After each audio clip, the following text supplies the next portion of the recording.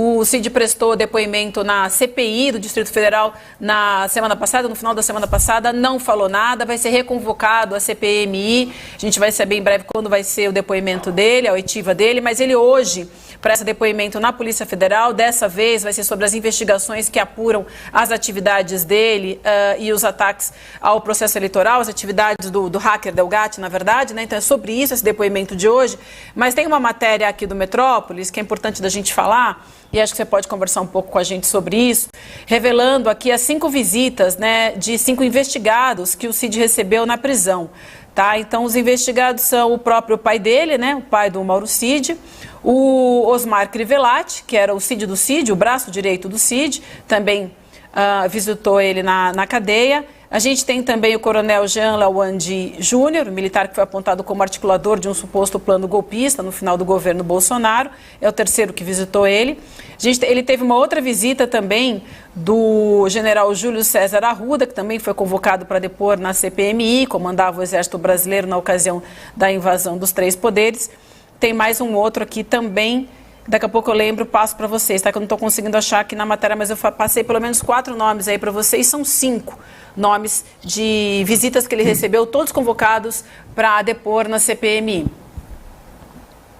Olha, Lênio, não vão, eu fiz um post dentro e que se deu muito bem, que eu disse, não podemos generalizar. O 5º nome, Lênio, é o primeiro-tenente do Exército, Adriano Alves Teperino, tá? Mais um nome do Exército, ele também que era... Só tem um general aí, só tem um general, né? Mas não devemos generalizar, é uma brincadeira minha, porque o que tem de generais nesse negócio... E aí você disse, Vivi, o suposto golpe, deixa eu só tirar o suposto fora. Sim. Era um plano mesmo, então... não precisamos dizer suposto golpe. Não, eu estava lendo aqui literal, era literal na matéria, na matéria, é isso. Então a gente tem que dizer lá pro Metrópolis, não põe a palavra suposto, porque que há golpe, isso é um fato histórico já, tentativa de golpe, né? Já não precisamos botar suposto, né, em termos jornalísticos. O Cid, ele só fala na delegacia e depois vai falar em juízo, se é que ele vai falar na polícia. Eu quero ver. Na CPI ou essas pessoas não vão falar na CPI. Entende? Aliás, a CPI comete um erro, 2 erros. A CPI, primeiro, ela permite que o sujeito nada diga, mas deixa o sujeito falar meia hora. Não. Se você não vai falar nada e responder, você não tem direito a meia hora. Por favor, presidente da CPI, que não vai ajudar muito, mas a relatora, a relatora, não permita que nenhum sujeito que tenha um habeas corpus para não responder fale meia hora. Aí ele vai, é unilateral. Se você não dá direito ao contraditório, você não pode deixar aquela pessoa falar meia hora. Não fala, o sujeito chega e diz assim, você tem um habeas corpus, não vai responder? Ok.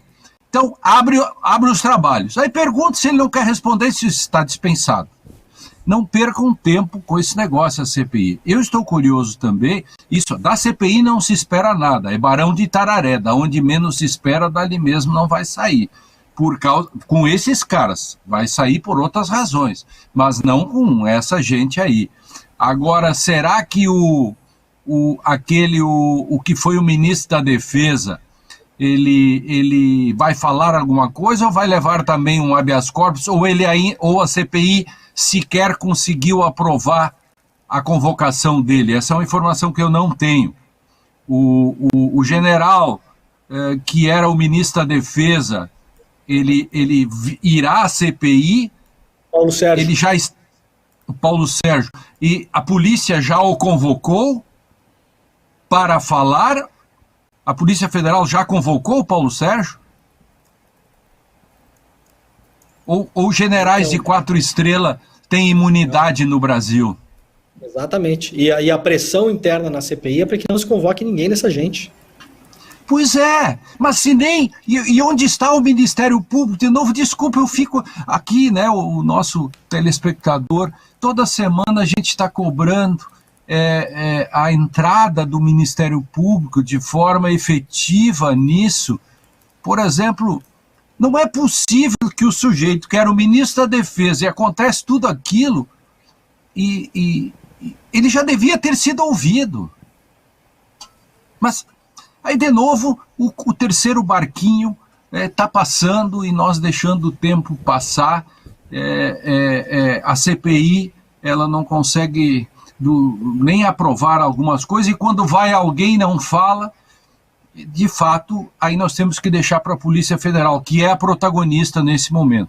Mas a Polícia Federal, ela depende em muitas coisas do próprio Ministério Público e do Judiciário, entende?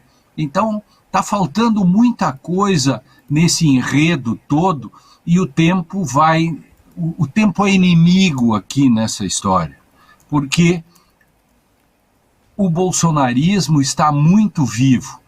E alguns setores, como o próprio partido do Edir Macedo, que é bem paradoxal, né? O partido do Edir Macedo, uma parte dele vai entrar no governo, ou quer entrar, a outra parte, com suas rádios e igrejas, chamando o Lula de ladrão.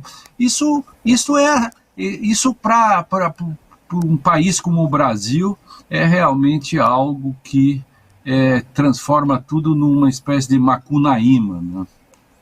Ou um ornitorrinco.